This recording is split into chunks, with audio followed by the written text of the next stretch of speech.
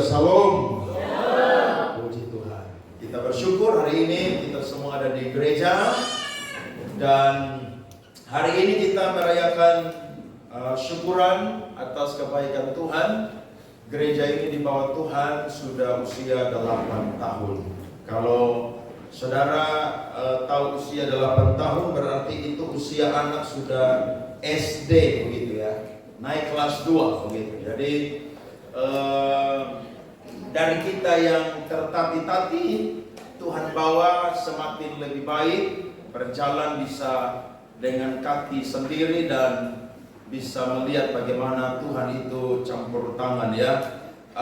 Ada beberapa donatur gereja yang saya minta untuk memberikan ucapan selamat, tapi mereka tidak terbiasa saudara-saudara dengan merekam video.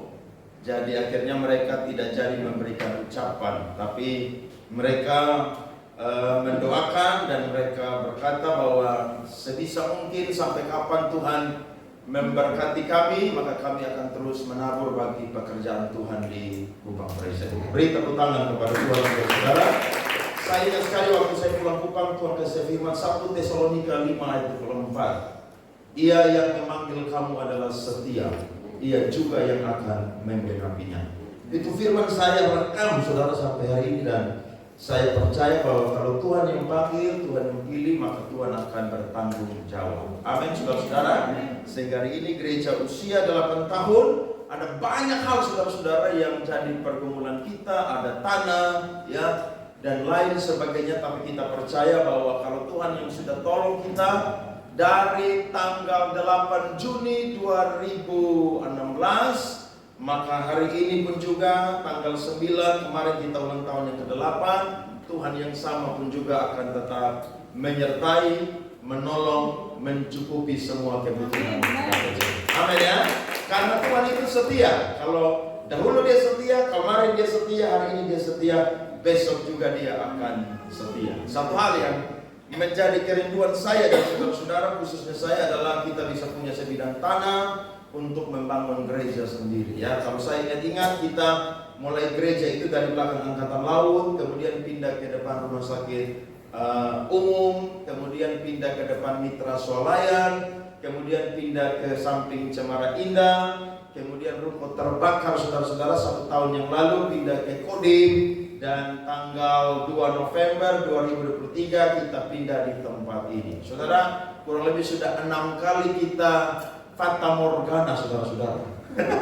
Saya ingat Pak Yakob Nawai, dia pimpin gereja, dia pindah kurang lebih sebanyak 11 kali. Ya, 11 kali. Kalau kita masih 6 kali berarti kita belum selevel dengan Pak Yakob Nawai. Tapi ketika 12 kali Tuhan kasih dia tanah yang besar di Jalan Hibrida Timur di Jakarta Utara, Kelapa Gading, dan hari ini dia punya gereja yang paling besar, 10.000 kursi, dibangun kurang lebih sekitar 80 miliar pada waktu itu. Dengan iman dia membangun, bukan mengandalkan orang-orang kaya, tapi dengan iman dia membangun, dan hari ini dia sudah mati, tapi dilanjutkan oleh anaknya dan jemaat masih terus ada. Ya, jadi gereja itu Tuhan yang bangun, bukan saya yang bangun. Kalau saya tidak mau jadi gembala di tempat ini, Tuhan akan kirim orang lain untuk bisa jadi gembala di tempat ini. Ya, jadi tidak boleh ada satu orang pun yang pukul dada dan berkata, karena saya gereja itu bisa berdiri. Tidak saudara-saudara. Ya, semua itu karena anugerah Tuhan. Amin. Baik, mari kita buka Alkitab kita pada pagi hari ini. Saya akan bicara tentang satu tema, yakni The Journey of Faith with God, atau perjalanan iman bersama dengan Tuhan. 2 Korintus pasal 4 ayat yang ke-7 sampai ayatnya yang ke-10. Baik saudara-saudara, mari kita membaca firman Tuhan. Kita mulai 1, 2, 3. Tetapi harta ini kami punyai dalam bencana tanah liat, supaya nyata bahwa kekuatan yang melimpah-limpah itu berasal dari Allah, bukan dari diri kami. Dalam segala hal kami ditindas, namun tidak terjepit. Kami habis akal, namun tidak putus asa. Kami dianiaya, namun tidak ditinggalkan sendirian. Kami dihempaskan, namun tidak binasa.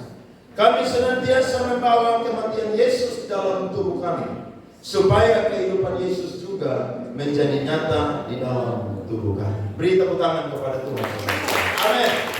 Pada zaman Rasul Paulus hidup, harta karun atau harta benda itu disimpan di tempat yang kuat dan aman.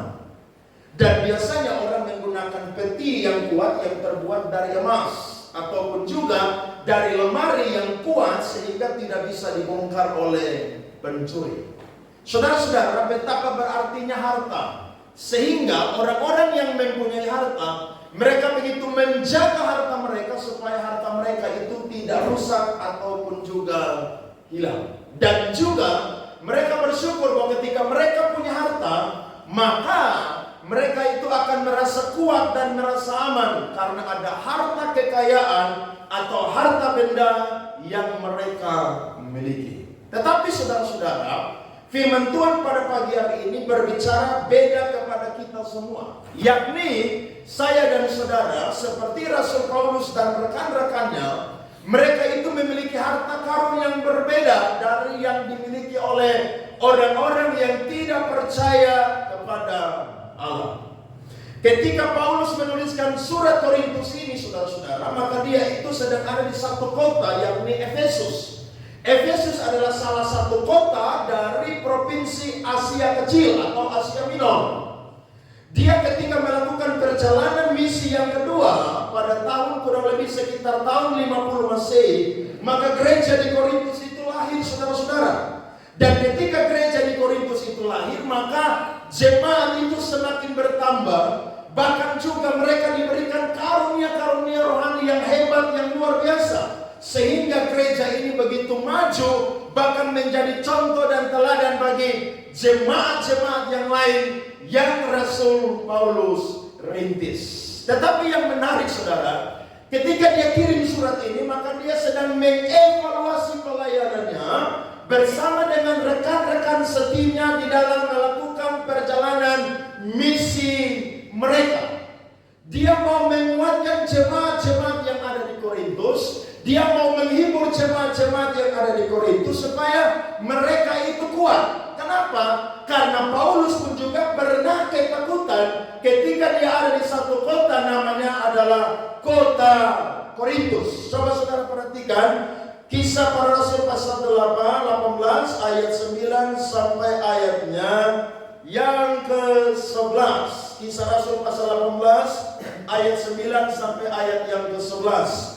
Pada suatu malam berfirmanlah Tuhan kepada Paulus di dalam suatu penglihatan, jangan takut, teruslah memberitakan firman dan jangan diam. Sebab aku menyertai engkau dan tidak ada seorang pun yang akan menjamah dan menganiaya engkau, sebab banyak umatku di kota ini. Maka tinggallah Paulus di situ selama 1 tahun 6 bulan, dan ia mengajarkan firman Allah di tengah-tengah mereka. Para sarjana Alkitab sepakat bahwa Paulus pernah ada di satu kota dan dia ketakutan. Kota itu adalah Korintus. Karena kota ini sangat maju, kota perdagangan, kota bisnis, bahkan kota ini bukan sekedar kota metropolitan, tapi kota kosmopolitan. Ada begitu banyak orang yang ada di sana yang punya latar belakang kekayaan yang berbeda. Kota itu, saudara, dipenuhi dengan penyembahan berhala karena Korintus adalah pusat penyembahan dari orang-orang Yunani yang menyembah satu dewi yang namanya adalah Dewi Afrodit. Mereka menyembah Dewi Afrodit, saudara, di satu tempat namanya adalah Gunung Akrokorintus. Mereka di sana, saudara-saudara. Tetapi yang luar biasa, karena ketekunan Paulus di ada di Korintus, gereja itu bisa lahir di kota Korintus. Saudara, saya mau berkata, pelayanan yang disertai dengan ketekunan akan menghasilkan buah-buah untuk kemuliaan nama Tuhan. Amin. Saya percaya Paulus pernah berkata, dia yang tanam, Apolos yang siram, tapi yang memberikan pertumbuhan itu siapa? Allah. Kebanyakan pendeta stres. Kok gerejanya tidak semaju orang lain atau gereja lain? Kok gerejanya tidak sebesar gereja lain atau pendeta lain? Saya mau berkata, kita punya bagian adalah menanam, saudara, dan menyiram. Yang bagian memberikan pertumbuhan adalah siapa? Yesus Kristus itu sendiri. Banyak pendeta stres tinggalkan pelayanan, kecewa dengan Tuhan. Kenapa? Karena mereka tidak melihat dari sisi firman bahwa yang Tuhan mau adalah ketekunan dan kesetiaan. Itu yang paling penting. Karena ketika seseorang setia dan tekun, lambat atau cepat, dia akan melihat hasil dari segala yang dia tabur di dalam melayani pekerjaan Tuhan. Amin, saudara. Masih semangat melayani Tuhan sampai hari ini?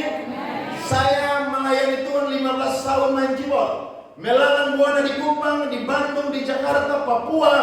Tapi ketika Tuhan panggil jadi hamba Tuhan hari ini, saya bersyukur bahwa ternyata bukan karena kekuatan, tapi itu semua karena panggilan dan anugerah Tuhan, sehingga bisa memimpin saudara-saudara sampai usia 8 tahun. Saudara, kita semua pernah jadi bayi, betul? Saudara kira-kira ingat masa-masa saudara jadi bayi? Pasti tidak ingat lagi. Tapi kalau saudara hari ini pernah jadi orang tua, saudara pasti tahu bagaimana merawat, membesarkan seorang bayi atau seorang anak, betul? Kalau zaman dulu ibu-ibu tidak pakai pampers ya, seperti ibu-ibu zaman hari ini yang tinggal ganti aja. Zaman dulu saudara harus apa? Nyuci. Harus penuh dengan apa? Bau tai. Kenapa? Karena zamannya belum modern seperti hari ini. Anak nangis tengah malam harus apa? Bangun. Harus atur jam minum susunya. Untuk apa? Supaya dia tidak masuk angin. Saudara lihat, demikian Tuhan pun juga merawat saya dan saudara. Demikian juga Tuhan merawat gerejanya, sehingga saya dan saudara bisa sampai hari ini ada. Itu karena kasih dan ketekunan dan kesabaran Tuhan di dalam kehidupan kita.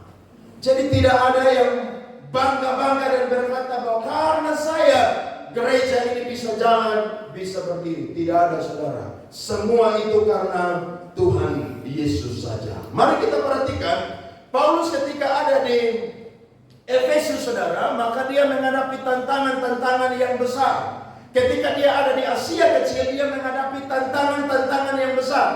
Nah, apa yang dia tuliskan kepada jemaat Korintus merupakan cerita pelayanan dia, bagaimana dia itu ada di daerah Asia Kecil. Sehingga saudara perhatikan firman Tuhan tadi ayatnya yang ke-8 berkata, dalam segala hal kami ditindas, namun tidak terjepit. Kami habis akal, namun tidak putus asa. Kami dianiaya, namun tidak ditinggalkan sendirian. Kami dihempaskan, namun tidak binasa. Apa yang dia tuliskan ini adalah semua hal yang terjadi ketika dia melakukan perjalanan misi pertama dan misi yang ketiga. Itu ada di daerah Asia Kecil. Saya sudah rangkum untuk kita, mari saudara perhatikan. Misi pertama Paulus di Asia Kecil yang dia alami adalah misi pertama dimulai dari Siprus, kemudian menuju Antioquia di Pisidia, tetapi mereka itu saudara-saudara dianiaya dan diusir. Coba saudara perhatikan firman Tuhan di depan saudara-saudara. Kisah Rasul pasal 13 ayatnya yang ke-50. Perhatikan firman Tuhan. Mari kita buka kitab kita, Kisah Rasul pasal 13 ayatnya yang ke-50. Haleluya. Firman Tuhan berkata, orang-orang Yahudi menghasut perempuan-perempuan terkemuka yang takut akan Allah dan pembesar-pembesar di kota itu, dan mereka menimbulkan penganiayaan atas Paulus dan Barnabas dan mengusir mereka dari daerah itu. Saudara lihat, mereka dianiaya, mereka pun juga apa? Diusir. Injil diberitakan, tapi tantangan wajib harus dialami. Saya ingat betul ketika kita ibadah di depan rumah sakit umum, sore-sore RT datang ketemu saya. Saya lagi ngajar keyboard pada waktu itu. RT berkata, Pak Pendeta, salam, selamat sore, minta maaf ganggu waktu. Bagaimana Bapak? Saya RT di sini Pak. Iya, bagaimana? Tidak, ini ada suara dari penduduk warga di sini bahwa tidak suka ada gereja Pentakosta karismatik di sini karena nyanyi terlalu beribut ibadah. Maka Tuhan beri hikmat kepada saya tanya, kalau pesta di sini sampai pagi, Pak RT tahu atau tidak? bilang, Bapak jangan marah, saya hanya bawa suara aja. Maka saya berkata, oke, sore saya akan ketemu Bapak dan warga di sini atau tua-tua di sini yang titip suara di Bapak. Saya akan ketemu dan saya akan bicara. Saya udah jadi pendeta, toh kalau belum jadi pendeta pasti saya takut. Tapi kalau udah jadi pendeta, saudara, setan aja saya nggak takut, apalagi lu anak buahnya setan. Saya hantam, begitu. Akhirnya saya bilang, sore saya ketemu PRT dan warga-warga di sini. PRT bilang, baik, terima kasih, saya akan sampaikan Pak Pendeta. Tapi saya pulang, saudara-saudara, Tuhan bilang dengan saya waktu di motor, Tuhan berkata, tak usah ketemu mereka, mereka tidak penting. Kamu pulang, doa puasa 10 hari, saya kasih kamu tempat yang baru. Telinga kita, kalau bergaul karib dengan Tuhan, Tuhan akan berbicara dengan saya dan juga. Maka saya pulang, saudara, saya tidak ketemu mereka di situ. Mereka tunggu-tunggu saya sampai hari ini tidak pernah berbicara dengan saya. Tapi saya melakukan doa puasa pada waktu itu bersama dengan Oma Saleh pada waktu itu dan juga Oma Tualaka pada waktu itu. Karena gereja baru mulai pada waktu itu. Puasa hari pertama, hari kedua, hari ketiga tidak tahu dapat tempat, saudara. Aduh, bagaimana Tuhan tolong. Sementara hari minggunya kita sudah ibadah kembali di belakang angkatan laut di Oelita sana. Tuhan, kalau Tuhan tidak tolong, saya pasti akan malu karena saya sebagai gembala atau pemimpin di gereja ini. Tapi saya bersyukur, saudara, hari ke-8 Tuhan kasih saya firman. Mazmur 138 ayat yang ke-8. Bunyinya begini, aku akan menyelesaikannya bagimu. Tiba-tiba, saudara, saya ditelepon oleh pemilik ruko, saudara, dan akhirnya berkata, ada cari ruko? Saya bilang, iya Bapak, kita mau pakai untuk gereja. Akhirnya saya ketemu. Ketika ketemu, maka beliau katakan, saya punya ruko 3. Mau pilih di mana aja silakan. Saya bilang, Bapak, kayaknya di sini lebih tepat deh, depan Mitra Swalayan. Akhirnya bilang, oke, 1 tahun harganya 70 juta. Waktu saya dengar, saudara, saya kaget. Kenapa? Karena pada waktu itu gereja baru jalan 15 orang. Kolektif per puluhan aja belum sampai 2 juta. Sewa ruko 1 tahun 70 juta. Uang dari mana? Masuk akal atau tidak, saudara? Kadang-kadang beriman tapi harus pikir juga. Seperti saudara bangun rumah harus siap uang. Jangan-jangan bangun fondasi, mau bangun pasangan, tembok dan lain sebagainya, uang tidak ada. Tetangga ketawa dengan saya dan saudara. Tapi saya bilang, Bapak, nanti saya pulang, saya rapat dengan jemaat, kita doa dulu. Hari Minggu ibadah saya tanya semua, bagaimana? Sepakat saya ruko? Semuanya malam kudus sunyi senyap. Padahal waktu itu belum hari Natal dan tahun baru, saudara-saudara. Ya karena memang uang tidak cukup, masuk akal, saudara. Tapi saya dengan iman berkata, pakai aja. Kalau sampai tidak bisa bayar ruko, yang malu bukan kita tapi Tuhan Yesus yang malu. Senin saya ketemu dengan Melisa berkata, Bapak, kasih kurang bisa 50 juta. Kami bayar cicil 1 tahun 4 kali. Dia bilang, oke, untuk gereja dia kasih. Akhirnya kita pakai lagi tempat itu, saudara. Gereja di situ, saudara. Ketika sewa masuk bulan ke-6, saudara, uang tidak ada. Beliau udah telepon saya, saudara, kurang lebih sudah 2 bulan. Saya tidak angkat handphone. Kan tidak mungkin dia cari saya hari Minggu di gereja, kan? Kalau dia cari pasti saya khotbah firman Tuhan supaya dia jangan minta uang pasti. Loh iya loh, tekniknya kan harus begitu. Jadi pendeta harus situasional. Akhirnya, saudara, saya tidak jawab telepon. Tapi akhirnya ada nomor telepon baru yang telepon saya. Saya pikir orang telepon untuk minta khotbah begitu. Jadi saya bilang, Shalom. Langsung berkata, Pak Pendeta, Bapak ada tanya, kapan antar uang? Karena sudah telat 2 bulan lebih. Dengan iman saya berkata, Senin saya antar uang. Itu orang telepon hari kami, saudara. Saya bilang Senin antar uang. Padahal uang tidak ada. Saya sendiri waktu itu jadi pendeta aja tidak ambil uang gereja 1 rupiah pun juga. Tidak ada. Karena saya tahu gereja masih sangat butuh uang. Akhirnya, saudara-saudara, hari Jumat pagi saya khotbah di kantor wali kota. Pagi-pagi telepon saya, teman saya telepon saya. Pagi, pada kota apa? Saya mau pergi khotbah di kantor wali kota nih. Oke, pulang khotbah sebentar mampir di kantor saya. Saya mau kasih perpuluhan buat gereja. Saya bilang, loh, selama ini kamu tidak kasih perpuluhan buat gereja? Tidak, kayaknya Tuhan tahu untuk kasih kamu deh. Oke, saya habis khotbah dari kantor wali kota, saya menuju kantor dia, saudara. Dia berkata, ini perpuluhan saya, 6 bulan saya belum kasih perpuluhan. Jadi 6 bulan perpuluhan saya diberikan untuk GBI Kupang Presenter. Saya bilang terima kasih, saya doa buat dia, saya pulang, Tuhan memberkati. Ketika dalam perjalanan pulang, saudara-saudara, telepon saya bunyi lagi handphone. Teman saya pegawai asuransi di Jakarta telepon, Andre, saya baru dapat bonus nih asuransi, saya mau berkati gereja, saudara. Akhirnya bilang, oke, nanti saya sampai rumah, saya kirim nomor rekening, kamu transfer. Sampai rumah dia transfer sekian juta, saudara-saudara. Saya bilang Tuhan memberkati ya. Malam saudara jam 7 lagi main di rumah, tiba-tiba handphone saya bunyi lagi, saudara. Ada seorang anak muda, dia kuliah di Australia, dia tes 2 kali tidak lulus. Dia tes ketiga ketemu dengan saya doa buat dia lulus untuk dapat beasiswa S2 di Australia. Akhirnya dia pergi kuliah di Australia, dan ketika dia sampai di Australia, dia sambil kerja. Dan ketika dia kerja bulan pertama dia dapat gaji, dia berkata, semua gaji saya di bulan pertama ini, saya akan berikan untuk GBI Kupang Presenter. Saudara tahu, dia transfer itu uang semua kurang lebih sekitar 15 juta. Dan saya ingat betul, di hari itu, hari Jumat, saya dapat uang kurang lebih 22 juta. Berikan tepuk tangan kepada Tuhan. Hari Senin saya dibayar, saudara, lunas, saudara-saudara. Waduh, saya tidak bisa tidur, saudara-saudara. Tahun depan lagi, saudara, mau bayar ruko lagi, saudara, butuh uang lagi. Tapi saya ingat betul, saya diundang KKR di Ruang Rete Amarasi, saudara, dan saya doa di depan gereja itu. Saya berkata, Tuhan, gereja mau ulang tahun, saya minta kado dari Tuhan tidak muluk-muluk. Tuhan jamah hati yang punya ruko ini, supaya dia tidak minta uang selama 6 bulan.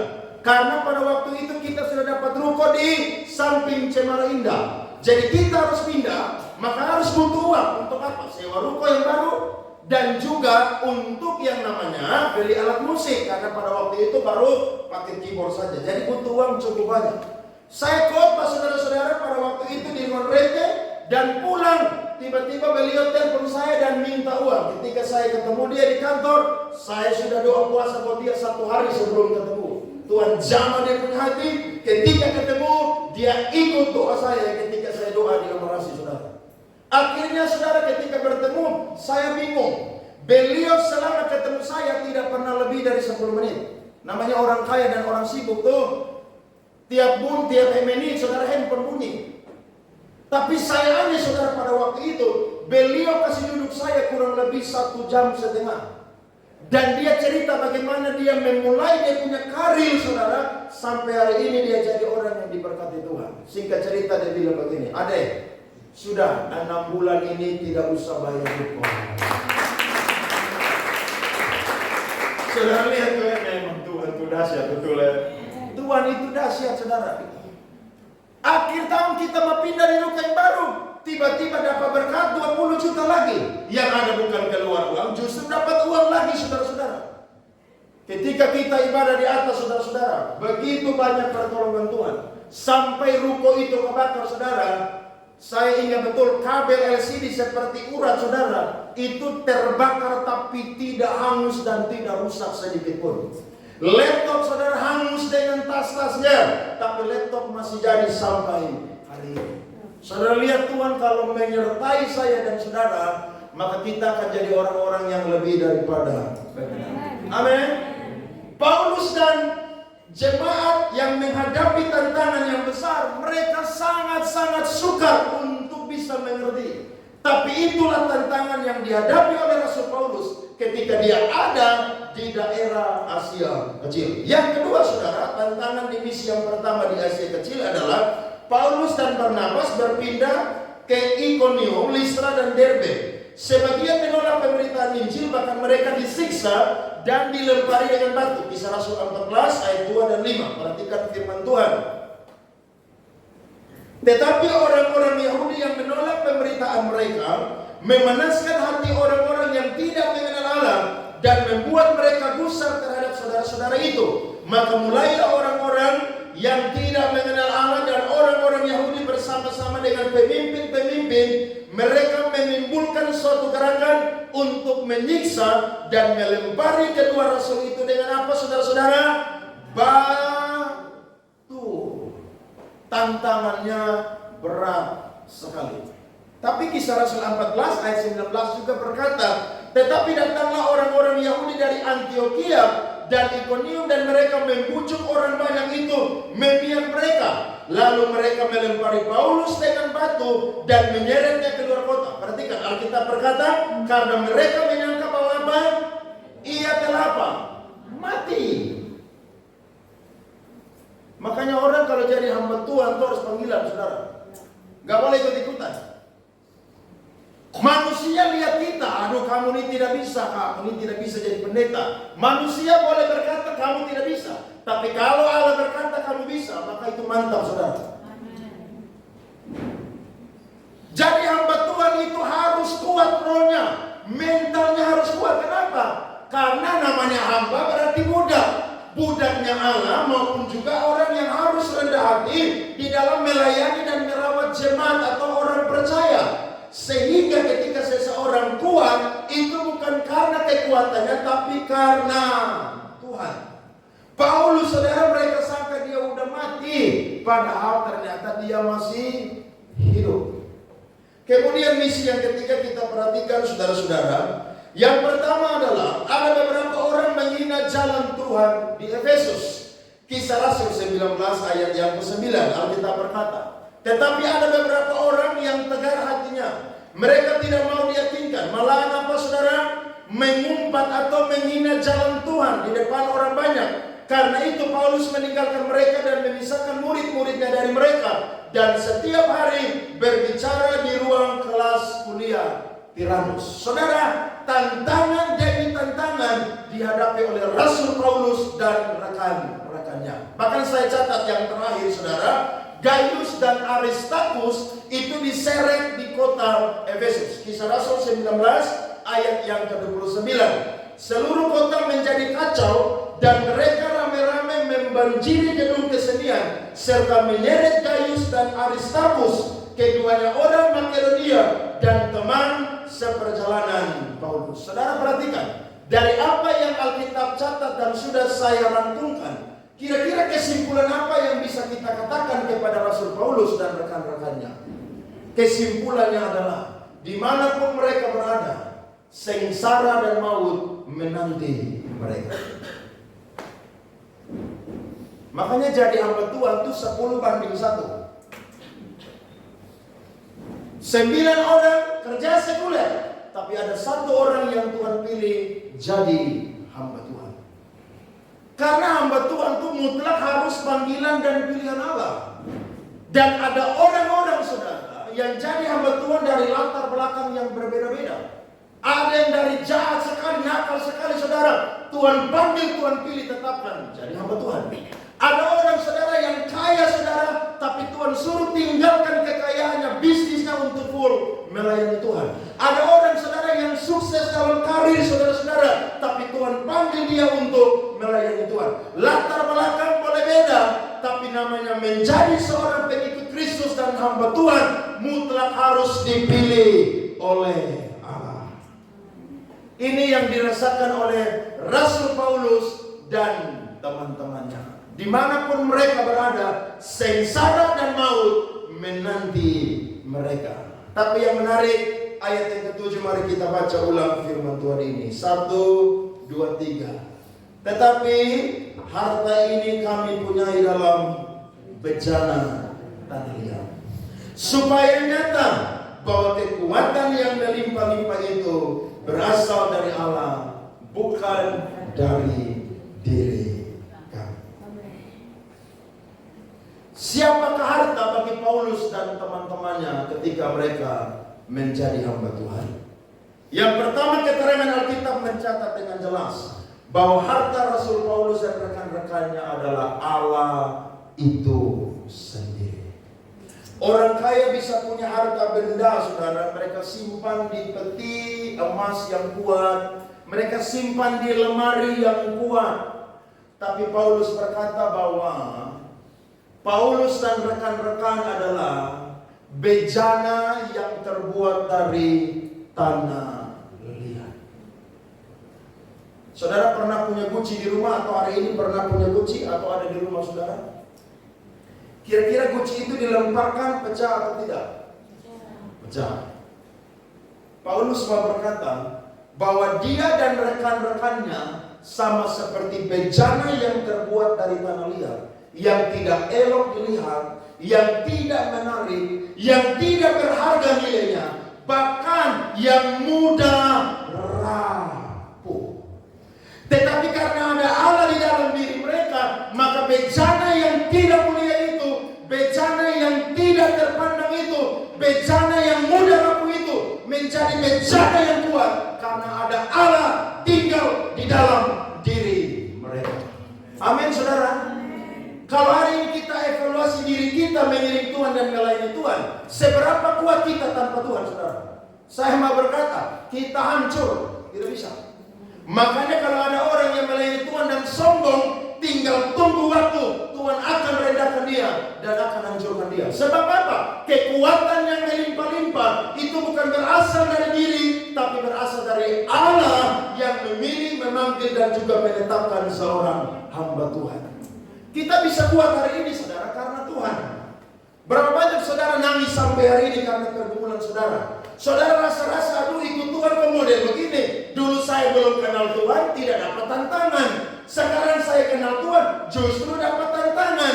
Dulu saya tidak pernah ke gereja. Saudara, keluarga orang rumah tidak pernah protes. Tapi sekarang saya mulai cinta Tuhan, mulai ke gereja, mulai aktif di gereja. Mereka justru musuhi saya. Saya tegur, mereka tidak jawab. Saya doa di rumah, mereka selalu berisik di rumah, selalu aja ganggu. Rasa-rasanya saya sudah capek menangis. Tapi saya mau berkata, kalau saudara masih ada sampai pagi hari ini, itu karena ada Allah di dalam kehidupan saya dan saudara. Amin. Paulus pernah mencatat, saudara, bahwa sampai hari ini semua makhluk itu mengeluhkan apa? Karena betapa beratnya hidup di dunia ini. Jadi ketika ada orang yang mati, kita sedih, tapi juga harus bahagia. Kenapa? Karena tempat yang paling bahagia bukan ada di dunia, tapi di mana, saudara? Surga. Tapi ketika kita masih ada di dunia, saudara, tantangan yang berat yang akan kita hadapi. Apalagi saudara jadi seorang pelayan Tuhan. Aduh, itu tantangannya, saudara, berat, saudara-saudara. Ya. Saya kuliah di Bandung, yang kuliah 45 orang. Tapi tepat waktu sisa cuma 16 orang. Di manakah yang lain-lain, saudara? Malam-malam angkat koper, saudara, lompat dari asrama, kabur.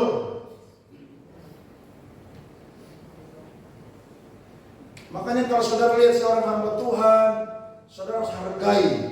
Kenapa? Karena kalau mereka bisa jadi hamba Tuhan, itu mutlak karena Tuhan semata-mata. Sekalipun hamba Tuhan itu mungkin tidak terlalu pandai berkhotbah, tidak terlalu pandai berteologi, tapi kalau sampai mereka sampai tua setia mengiring Tuhan, setia melayani Tuhan, itu mutlak karena Tuhan yang pilih mereka, panggil mereka, urapi mereka. Hormat, saudara-saudara, karena memang itu yang harus dipraktekkan oleh orang-orang percaya. Waktu saya wisuda, saudara, sisa 16 orang, yang wisuda hanya 5 orang saja. Dan tahu saudara, dari 5 orang itu saya salah satunya. Saya ingat waktu saya masih kuliah di Bandung, saya pun tahu bilang begini, otak itu bukan jongkok aja, tiara.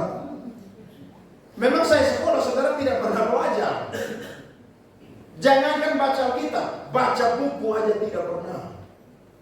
Tapi saya yakin, kalau Tuhan yang pilih tetapkan kita, maka Tuhan akan rubah kita, saudara, dari bejana yang mudah rapuh, dari bejana yang tidak mulia, menjadi bejana yang menjadi berkat bagi banyak orang. Amin, saudara. Itulah Tuhan kita. Perhatikan firman Tuhan 1 Korintus 1 ayat 25 sampai 29. Alkitab berkata, 1 Korintus 1 ayat 25 sampai 29. Sebab yang bodoh dari Allah lebih besar hikmatnya daripada manusia, dan yang lemah dari Allah lebih kuat daripada manusia. Ingat saja, saudara-saudara, bagaimana keadaan kamu ketika kamu dipanggil menurut ukuran manusia, tidak banyak orang yang apa? Bijak. Saya akui waktu saya jadi pendeta, saya bodoh sekali.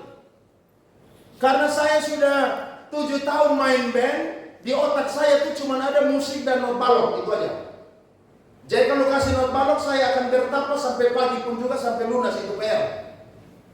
Tapi waktu saya jadi pendeta, saudara, saya ingat tahun 2016, saya baca ulang Alkitab 1 tahun ulang. Kenapa? Karena saya sudah main band, tidak pernah belajar ini teologi dan Alkitab lagi.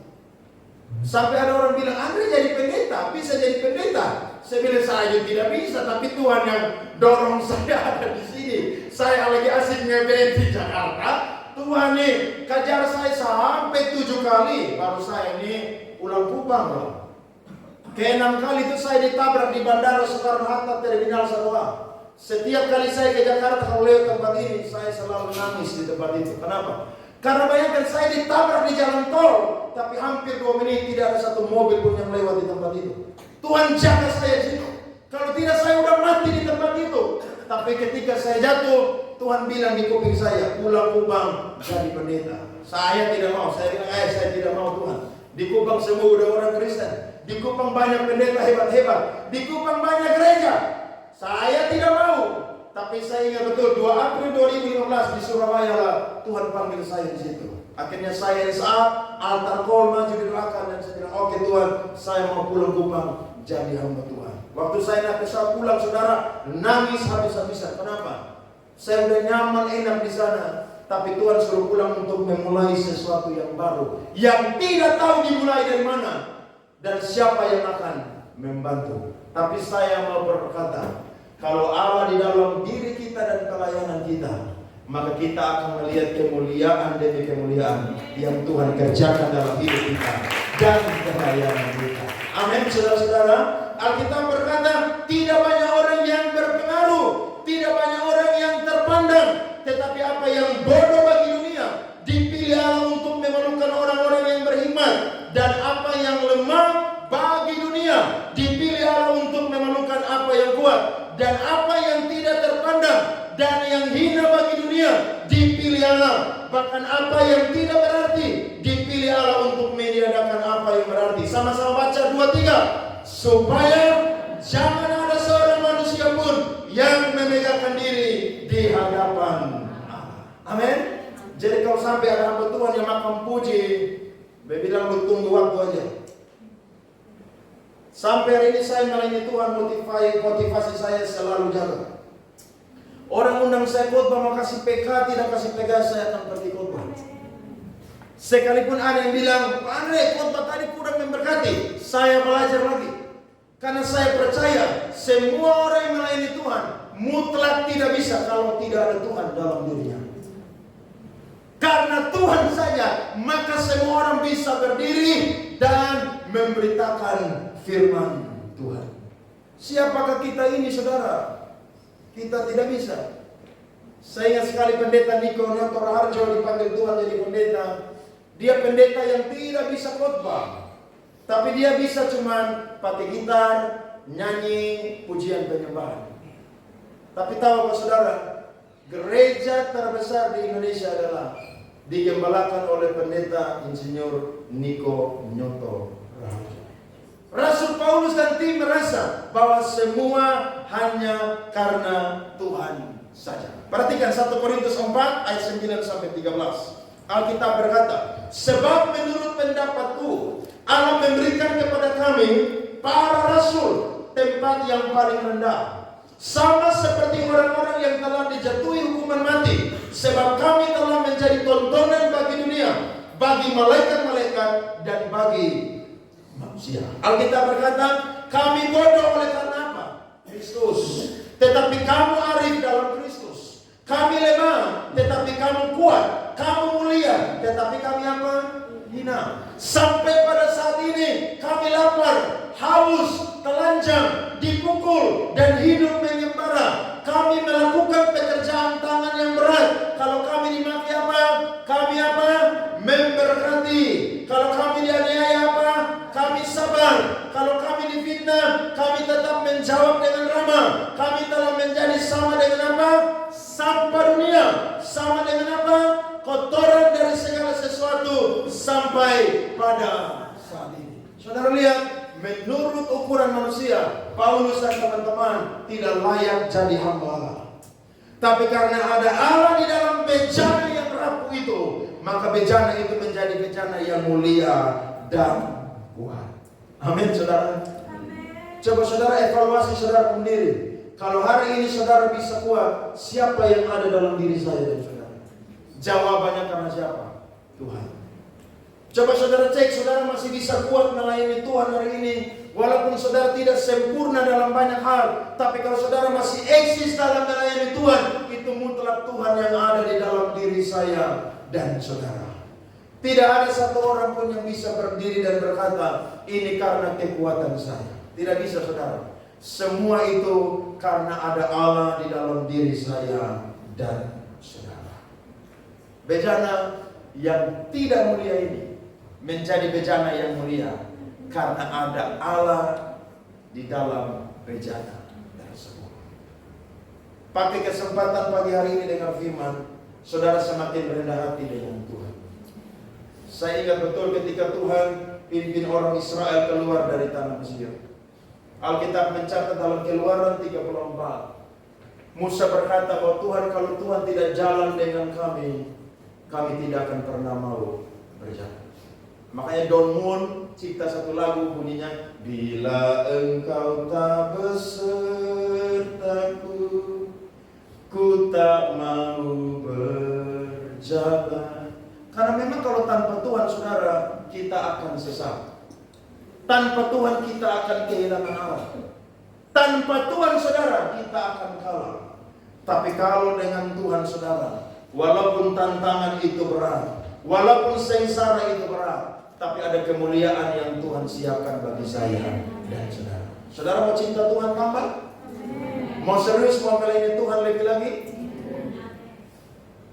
Kalau ada yang tawar saudara untuk tinggalkan pelayanan, saudara berkata, sekali Yesus, tetap Yesus. Bahkan di dalam pelayanan saudara akan hadapi orang-orang yang menggesek saya dan saudara.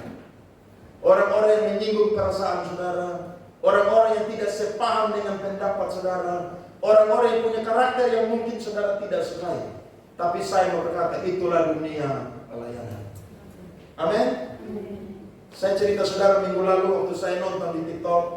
Ada seorang kasih naik di TikTok tulisannya begini, sampai hari ini saya bisa setia melayani Tuhan karena saya sadar siapa yang saya layani.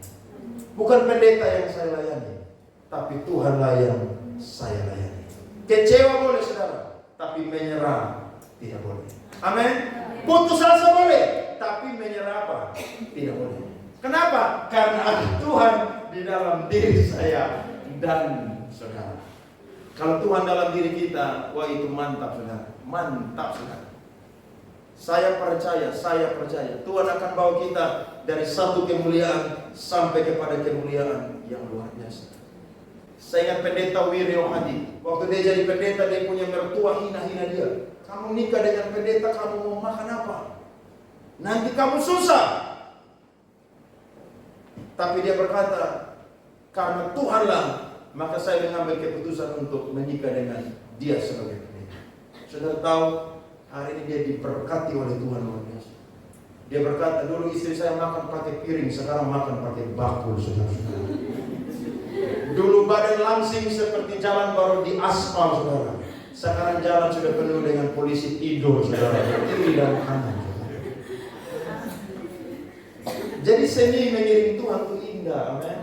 Wah indah saudara. Indah saudara. Jadi kalau ada saudara menyerah saudara, Tuhan ampuni saya Tuhan. Jangan karena manusia saya tinggalkan Tuhan dan pelayanan. Tidak boleh. Sampai saya mati, saya tetap ada di ladang pelayanan. Apapun talenta yang Tuhan percayakan kepada saya mau jadi hamba yang setia dan melakukannya. Saya yakin mahkota Tuhan sediakan bagi saya dan juga saudara. Itu harta yang pertama. Sedangkan harta yang kedua adalah saudara-saudara, Injil kasih karunia. Saudara perhatikan Roma 1 ayat 16. Paulus pernah berkata, sebab aku mempunyai keyakinan yang kokoh dalam Injil. Karena Injil adalah kekuatan Allah yang menyelamatkan setiap orang yang percaya. Pertama-tama orang Yahudi, tetapi juga orang-orang apa saudara? Yunani. Kisah Rasul pasal 20 ayat 19 sampai 24. Alkitab berkata, dengan segala rendah hati aku melayani Tuhan. Dalam pelayanan itu aku banyak mencucurkan air mata dan banyak mengalami pencobaan dari pihak orang-orang Yahudi yang mau membunuh aku. Saudara, waktu saya renungkan surat-suratnya Paulus, memang ketika saya dan saudara jadi anak Tuhan, dunia yang dulu berteman dengan kita akan jadi musuh kita. Dulu Paulus kalau menjadi rasul, saudara, jadi hamba Tuhan, dia punya rekan-rekan itu suka dengan dia punya perbuatan. Bahkan dia adalah orang yang menyetujui Stefanus itu dirajam sampai mati. Dia satu-satunya orang yang belum ada sampai hari ini yang dapat surat wasiat untuk pergi tangkap orang Kristen, untuk kasih masuk dalam penjara, bahkan bunuh mereka. Hanya Rasul Paulus saja. Tetapi tahukah saudara, ternyata saudara, Tuhan begitu luar biasa sehingga Tuhan boleh pilih Rasul Paulus untuk menjadi pelayan Injil. Dan ketika dia menjadi pelayan Injil, maka isi pemberitaannya adalah tentang Kristus yang mati dan juga yang bangkit. Bahkan Kristus yang akan datang kedua kali untuk menghakimi orang yang hidup dan juga orang yang mati. Sehingga kita berkata, dimanapun Paulus berada, di situ orang-orang Yahudi berusaha untuk membunuh dia. Siapa yang hari ini ketika jadi anak Tuhan merasa bahwa ada orang yang tidak menyukai saudara? Ada? Siapa dia? Atau dia ada di sini? Tidak, oh, semua di sini anak Tuhan. Ada yang berkata, lo ini sok-sok suci lah. Lo iya. Kalau ada yang bilang begitu, saudara berkata, memang mau masuk surga itu harus suci, bos.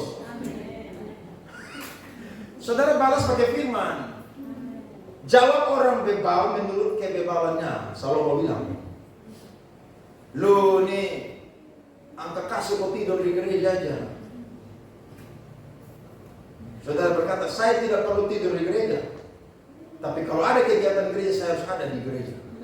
Harus berkata begitu. Radikal saudara.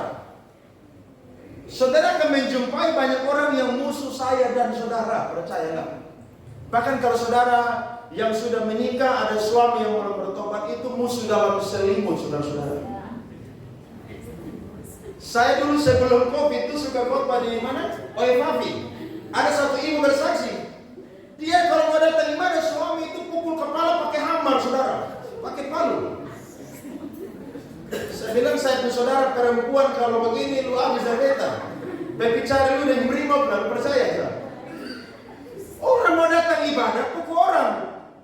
Kalau tidak mau cari Tuhan, ada urusan. Hubungan suami istri kan cuma terjadi di dunia. Di surga tidak ada hubungan suami istri lagi. Jadi keselamatan cari masing-masing. Menurut Roma 14 ayat 12. Jadi masing-masing tanggung sendiri. Jadi kalau kamu tidak mau ibadah, tidak mau cinta Tuhan, itu urusan kamu. Tapi jangan halangi saya untuk cari Tuhan. Saya akan terus berdoa untuk kamu supaya Tuhan tangkap kamu. Kamu ini mau jadi pendeta. Lo biasa kan begitu kan? Biasa kan begitu. Makanya yang cewek-cewek sini perhatikan. Saya lagi baca satu buku yang namanya Pernikahan Kristen. Di itu buku bilang begini. Pernikahan bukanlah kesempatan untuk membangun penginjilan. Hati-hati. Jadi kalau saudara yang pacaran dengan orang yang tidak seiman dan sepadan, yang tidak mau ke gereja, tidak mau baca Alkitab, yang pemalas berdoa, pulang dari di gereja langsung minta putus. Tanya siapa yang suruh? Pak Andre yang suruh. Lo iya kesal begitu. Lo iya, kan Paulus bilang terang dan gelap kan tidak bisa bersatu. Jangan saudara bilang sudah nanti saya nikah baru injili dia. Tidak bisa deh, susah. Justru ketika sudah menikah itu lebih susah daripada tidak menikah. Ibu-ibu di sini kalau lihat ada anak pacaran dengan nyom atau nona tidak seiman, kasih kesempatan untuk injili berubah. Tapi kalau tidak mau, langsung putuskan. Amin. Putuskan, karena nanti saudara capek penginjilan ketika nikah. Orang nikah ketika lagi sibuk penginjilan, orang di Ampoang sana, di Kolbano sana, saudara penginjilan di rumah aja tiap hari. Saudara stres, saudara bisa gila kalau begitu bro. Serius deh. Serius. Capek. Betul kan ibu-ibu? Nah, betul itu, jawab dengan jujur. Capek itu. Injili perempuan lebih gampang daripada injili laki-laki. Karena kalau perempuan kan pakai perasaan, kalau laki-laki pakai apa? Logika. Mereka bilang, kita nikah kan kita sudah jadi satu. Jadi waktu kamu pergi, kamu sudah mewakili saya. Kurang ajar kamu. Saudara, jangan ya. Kalau yang sudah terlanjur, hari ini doa puasa, tumpang tangan. Amin, saudara. Dulu saya belum bertobat, tiap pagi Oma Sari tumpang tangan di kepala saya. Tiap pagi loh. Saya yakin manusia ini Tuhan yang buat, hanya bisa Tuhan yang rubah dia. Saudara cukup doa buat dia, saya percaya satu saat Tuhan akan rubah dia. Entah dia masuk rumah sakit, infus masuk di telinga, di hidung, di mulut, Tuhan akan rubah dia. Percaya aja, Tuhan tuh ahli dalam merubah orang, saudara. Karena dialah yang membentuk manusia dengan tangannya sendiri. Alkitab berkata, ayat 20, sungguh pun demikian aku tidak pernah melalaikan apa yang berguna bagi kamu. Semua kuberitakan dan kuajarkan kepada kamu, baik di muka umum maupun dalam perkumpulan-perkumpulan di rumah kamu. Aku senantiasa bersaksi kepada orang-orang Yahudi dan orang-orang Yunani, supaya apa? Mereka bertobat kepada Allah dan percaya kepada Tuhan kita, Yesus Kristus. Tetapi sekarang, sebagai tawanan roh aku pergi ke Yerusalem, dan aku tidak tahu apa yang akan terjadi atas diriku di situ, selain daripada yang dinyatakan Roh Kudus dari kota ke kota kepadaku. Bahwa apa saudara? Penjara dan sengsara menunggu aku. Baca sama-sama 24, 23. Tetapi aku tidak menghiraukan nyawaku sedikit pun, asal saja aku dapat mencapai garis akhir dan menyelesaikan pelayanan yang ditugaskan oleh Tuhan Yesus kepadaku, untuk memberi kesaksian tentang Injil kasih karunia Allah. Beri tepuk tangan kepada Tuhan. Amin. Harta bagi Paulus yang kedua bersama dengan teman-temannya adalah apa? Injil kasih karunia Allah. Apakah hari ini harta saya dan saudara Alkitab? Saudara anggap ini buku biasa? Kalau ada yang sampai hari ini anggap buku ini buku biasa, saudara perlu bertobat minta ampun pagi ini. Karena ya ketika masa susah, hanya buku inilah yang akan bisa menghibur dan menemani saya dan saudara. Saya banyak mendoakan orang sakit di rumah sakit. Ketika saya pergi mendoakan mereka, saya tidak pernah ketemu mereka peluk uang mereka, tidak pernah. Tapi yang mereka peluk itu apa saudara? Bahkan mereka suruh beli di kalam hidup yang paling besar. Tapi anehnya bukan mereka yang baca, orang yang jagalah yang baca untuk mereka. Itu kasihan deh lu betul. Ini buku ini paling berharga saudara. Saudara mau tahu saudara punya hidup rusak atau tidak baik, baca ini buku. Saudara mau tahu ini dunia punya ujung mau bagaimana, baca ini buku. Saudara mau tahu bagaimana saudara punya masa depan seperti apa, baca ini buku. Saudara bagaimana tahu tantangan yang akan kita hadapi, bacalah buku ini.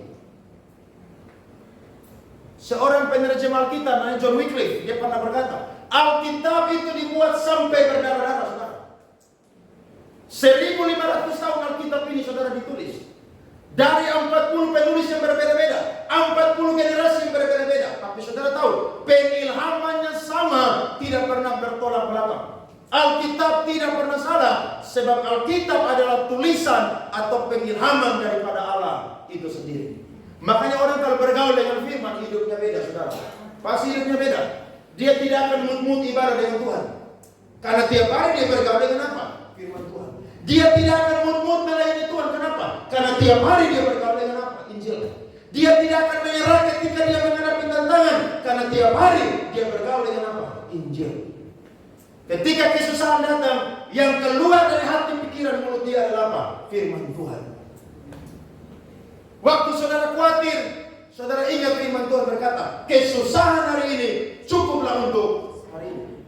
Saudara tidak sungut-sungut, kenapa? Karena ada firman dalam hidup saudara. Amin. Ketika saudara bergumul, belum juga dapat jawaban, saudara percaya bahwa ketika kita bertekun seperti seorang janda yang memohon dari seorang hakim, Tuhan akan menjawab saya dan saudara tepat pada waktunya. Sesibuk-sibuknya kita, harta yang paling berharga dalam hidup kita adalah apa, saudara? Injil. Amin. Ada seorang bapak tentara tugas di Aceh. Saudara tahu waktu tsunami air naik, saudara, yang dia cari pertama adalah apa? Alkitab. Dia taruh di ransel dia, saudara. Dia lari, saudara, di atas gunung. Dia punya senjata hilang semua. Dia punya bayonet, pisau, saudara, dia lepaskan semua. Dia lari dengan pakaian, saudara, dan juga dengan tas tentara yang dia punya. Tapi tahukah saudara, yang dia cari yang paling utama adalah apa? Alkitab. Saudara punya handphone, baterai mati, bisa baca atau tidak? Kalau cas hilang bisa cas atau tidak? Tidak bisa. Tapi kalau saudara punya Alkitab, biar mau musim apapun, tapi kalau saudara punya ini, saudara bisa baca ini dimanapun saya dan saudara berada. Amin. Kalau lupa Alkitab di gereja, balik kembali. Ada yang lupa handphone di gereja, balik kembali. Tapi kalau lupa Alkitab, dia bilang sudah nanti minggu depan saja. Loh ya, kebanyakan orang Kristen model begini. Alkitab ketika lupa di gereja, balik ke gereja, ambil. Pulang, besok hari Senin, baca Alkitab. Berapa pasal saudara di KPC? 2 pasal. 2 pasal berat atau ringan? Ringan itu. Bila perlu saya kasih 1 hari 5 pasal, saudara baca. Tapi kan saya tidak sejahat itu. Saudara kan kerja capek toh, ya 2 pasal cukuplah untuk saudara-saudara. Tapi kalau sampai masih berat, saudara, berarti saudara harus maju dan tumpang tangan pagi hari ini. Harus berubah. Kenapa? Karena Injil itu harta yang paling berharga. Saudara tahu, sampai hari ini buku ini selalu diusahakan untuk dimusnahkan. Ini buku. Tapi ada seorang apologet yang terkenal, namanya Josh McDowell. Dia pernah berkata, ketika tahun 1960, Alkitab ini sudah diterjemahkan ke dalam 211 bahasa. Jadi hari ini ada Alkitab bahasa Rote, ada Alkitab bahasa Soe, ada Alkitab bahasa Kolorano, ada Alkitab bahasa Sabu. Makanya ada orang-orang yang tidak ada dalam Kristus, mereka berkata Alkitab ini karena sudah ditulis manusia jadi tidak asli lagi. Bukan begitu, bos. Justru Injil ini harus sampai kepada semua bangsa, makanya diterjemahkan ke dalam bahasa-bahasa yang berbeda-beda. Bahkan Alkitab adalah satu-satunya buku yang pertama kali dicetak di Jerman ketika ditemukan mesin mencetak buku, saudara-saudara. Jadi Alkitab ini buku yang paling berharga. Injil ini paling apa, saudara? Berharga. Kita lihat firman Tuhan Matius 13 ayat 44. Hal kerajaan surga itu seumpama harta yang terpendam di ladang, yang ditemukan orang lalu dipendamkannya lagi. Oleh sebab sukacitanya pergilah ia menjual seluruh miliknya lalu membeli ladang itu. Hari ini jadikan Injil atau Alkitab adalah harta yang paling berharga. Amin. Ingat nomor rekening wajib. Ingat PIN ATM wajib. Tapi ingat firman Tuhan juga apa? Wajib. Jangan dari tahun ke tahun saudara punya ayat hanya satu aja. Yohanes 3 ayat 16. Loh, saudara iring Tuhan hanya ayat satu saja selama iring Tuhan. Rubah pagi hari ini. Amin. Supaya saya dan saudara jadi orang yang punya mutu yang luar biasa. Karena ada harta yang kedua dalam kehidupan kita, yakni Injil kasih karunia Allah. Ayat terakhir, mari kita baca firman ini sama-sama. Mari bangkit berdiri, saudara-saudara. 1 Korintus 15 ayat 9 sampai 10. Mari perhatikan firman Tuhan. 1 Korintus pasal 15 ayat 9 dan 10. 1, 2, 3. Karena aku adalah yang paling hina dari semua rasul bahkan tidak layak disebut rasul. Sebab aku telah menganiaya jemaat Allah. Tetapi karena kasih karunia Allah, aku adalah sebagaimana aku ada sekarang. Dan kasih karunia yang dianugerahkannya kepadaku tidak sia-sia. Sebaliknya, aku telah bekerja lebih keras daripada mereka semua. Tetapi bukannya aku, melainkan kasih karunia Allah yang menyertai. Amin, saudara. Jadi kita ini bejana yang tidak mulia, rapuh, mudah hancur. Tapi ketika bejana itu ditinggali oleh Allah, bahkan ada di tangan Allah, bejana itu menjadi mulia dan berharga, bahkan menjadi berkat bagi banyak orang. Tuhan memberkati kita semua pagi hari ini dengan firman Tuhan. Amin untuk kebenaran firman.